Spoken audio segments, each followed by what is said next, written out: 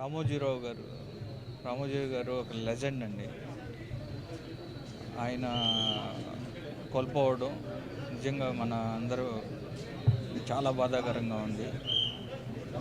అంటే నాకు రామోజీరావు గారు చాలా ఇన్స్పిరేషన్ నా లైఫ్కి. నేను చిన్నప్పటి నుంచి నాకు ఒక తెలిసిన దగ్గర నుంచి నేను ఈనాడు పేపర్ కోసమే వెయిట్ చేసేవాడిని.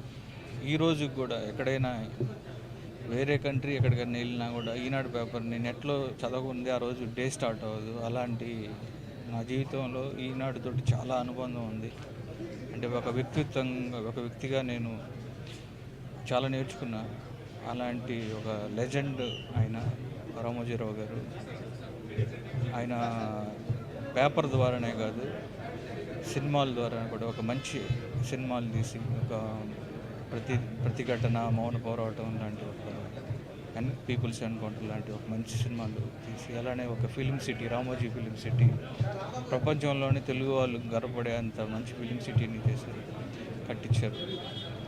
ఆయన మన మధ్య లేకపోయినా ఆయన ఈనాడు పేపర్ ఉన్నన్ని రోజులు, అలానే ఫిలిం సిటీ ఉన్న రోజులు మన జ్ఞాపకాల్లో ఆయన ఎప్పుడూ ఉంటారు.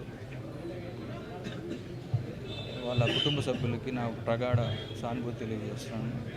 రామోజీరావు గారి పవిత్ర ఆత్మ శాంతి కోరాలని మనస్ఫూర్తిగా కోరుకుంటున్నాను. Thank you.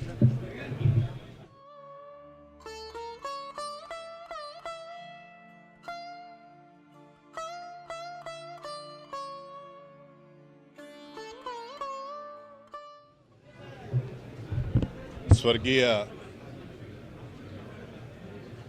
రామోజీరావు గారి మృతి పట్ల నా తీవ్ర దిగ్భ్రాంతిని, విచారాన్ని వ్యక్తం చేస్తున్నాను.